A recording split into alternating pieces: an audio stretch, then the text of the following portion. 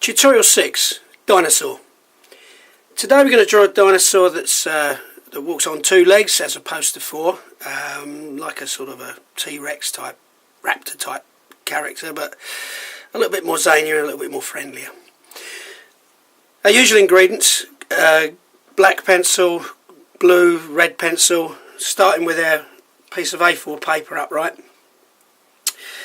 As usual, we're going to start to construct a grid. Start with a baseline, a very, very rough top line. I'm going to split this whole area very, very roughly into two equal sections. Then the bottom section I'm going to split into rough thirds,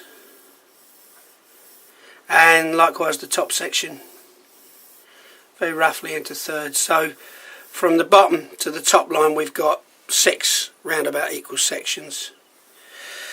I'm going to put the vertical line in just slightly off centre of the page, because the character is slightly displaced because he's sort of inclining towards the left hand side of the paper. Starting with our first shape in the middle, I mean right from this centre point, this is our starting point. We'll start with our usual best friend, the good old circle. Nice relaxed circle, very, very rough, very, very loose, very, very light. Just moving along outside the edge of this circle, this is going to be the centre of the next circle, which is going to be slightly smaller and overlapping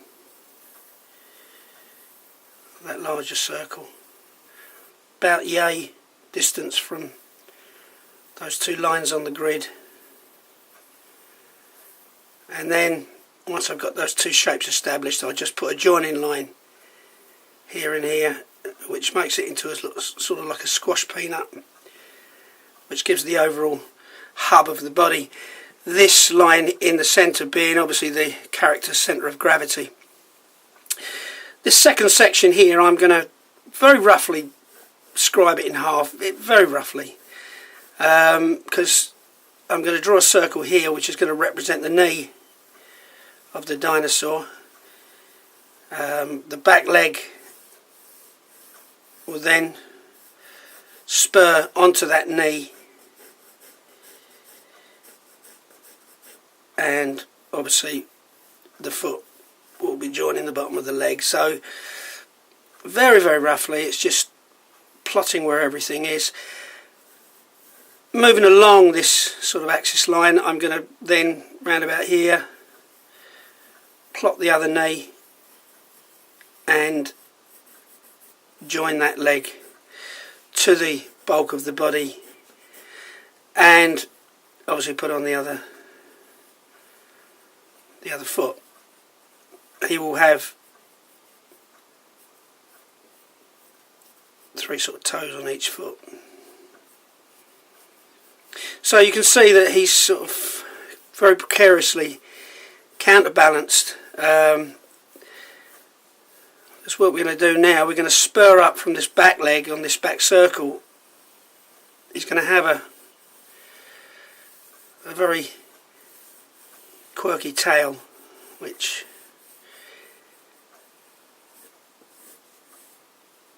is, yeah, just nice and quirky. Just have fun with this guy.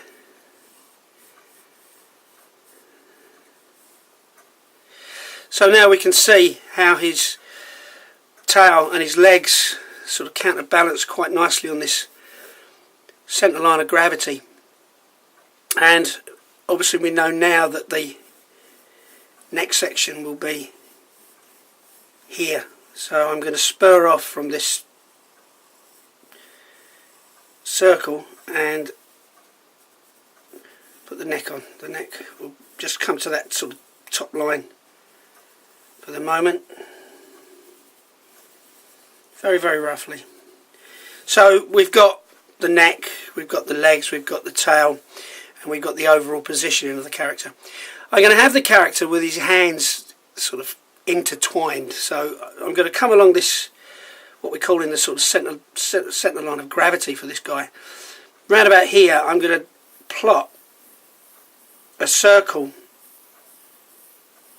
which is going to be one of his hands, and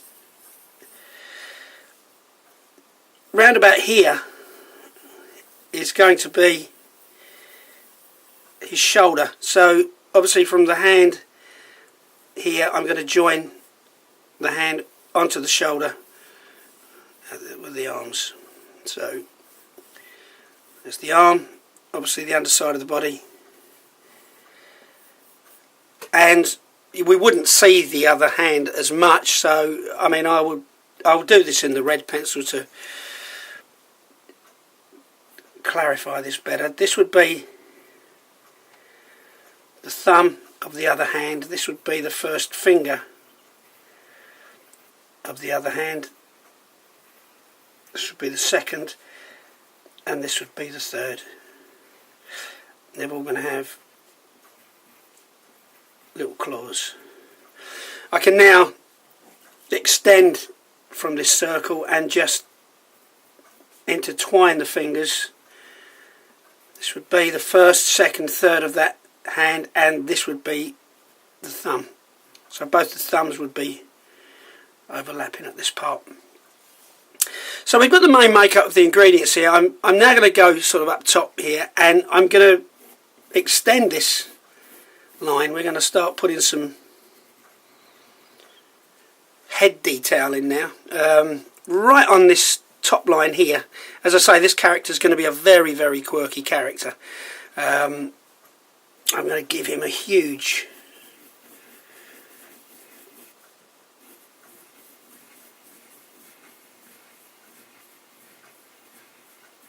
pair of eyes.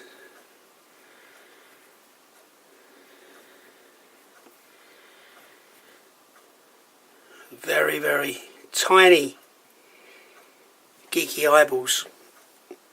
I'll come back to my blue pencil now. Underneath these two circles, we're going to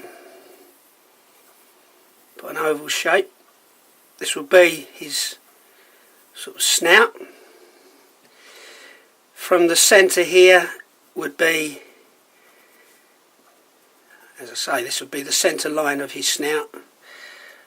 We'll give him a nostril this side, a nostril this side, and I think I'm going to draw two more ovals. I'm going to make this mouth a little wider. So there's an oval here. This is going to be a cheek. This is going to be a cheek that's disappearing behind this snout here. I think I'll make that mouth look a little bit more interesting. I'm going to use the red pencil here. I'm going to, from the edge of the snout here, let's make this into a little point. Give it a bit of shape. Come up, follow the edge of the mouth, and then we can put this little smile into what we now know is a cheek, and likewise do the same the other side. Just having fun with shapes, really. I mean, it's using combinations of circles and ovals and all sorts. You can achieve so much. Let's give him a couple of little teeth, a couple of little goofy teeth. He's a lovely friendly little character. And as I say, with this neck, we can now follow the line of this neck up here. This will be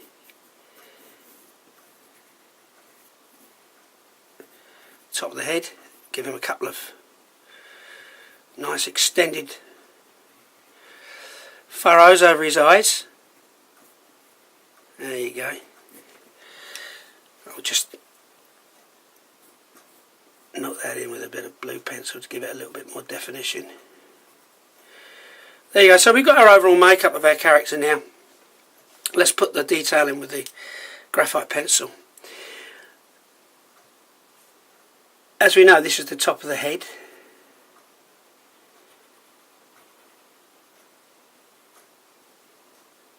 Give him a couple flecks of hair.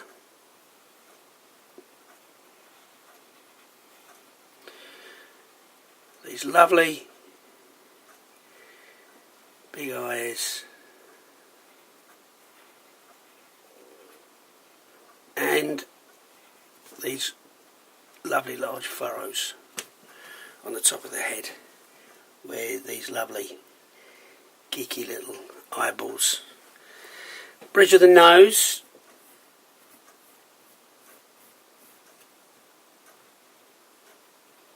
There's one of the nostrils. There's the other nostril. Always use a nice sort of 8B pencil, B pencil. It's great for putting the definition in. You see the red and the blue lines very gradually disappear. The mouth will come round, following the sort of nose, and once again tucking the smile into the cheeks this way. Push the pencil there,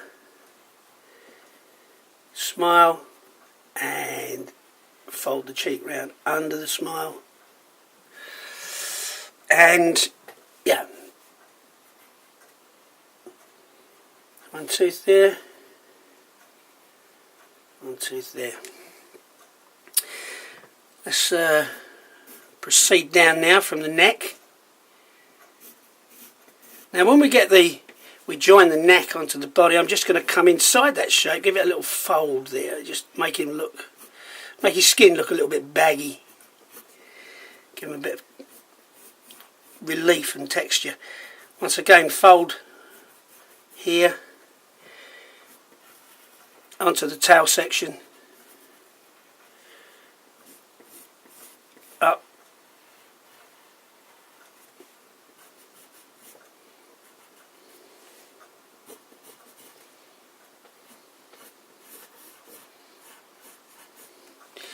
now we're going all the way down the back to the back of the leg. And all the pictures I've seen of dinosaurs, they've got very, very baggy skin, so it's going to look like he's got a very baggy pair of trousers on. Hey, after all, it's a cartoon. Little knobbly knees. And as you can see, he's getting a very, very nice centre of gravity, a nice sort of counterbalanced posture, and you can see where all our shapes have been really helping us to formulate the general structure of this guy. This is where obviously the bottom part of the body would form the structure there, and just put a little holding shadow here. It was nice to put holding shadows in. I'm going to put, actually I'll use the blue pencil now. I'm going to put 3 like claws on his toes. 2. There we go. Keep them quite simple. 1, 2, 3. And the same on the other foot. Nice, firm holding line. Make this guy stand on terra firma. So it always holds a drawing together is when you can give it a nice established baseline, and it just anchors that character to the ground. Coming to the hands, the thumb on the other hand, 4th finger with the claw, and once again the fingers just intertwined on this particular hand here, and there's the thumb, and there we go, the arm goes nicely into, there we go, with this, there you go, another little holding shadow there. Put some bits and pieces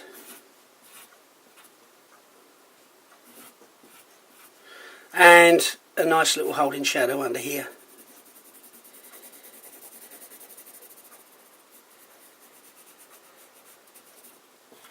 Yeah, something else we could add to this to make it look a little bit more dinosauric. Let's put some fins, some scales on him.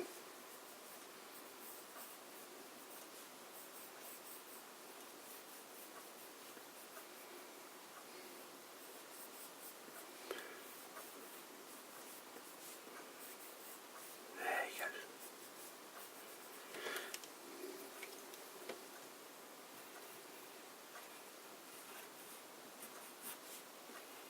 I'm going to put one final little quirky touch in because he's our dinosaur and we can. And I know you're going to say dinosaurs didn't wear glasses, but this little guy does. Let's get a pair of glasses.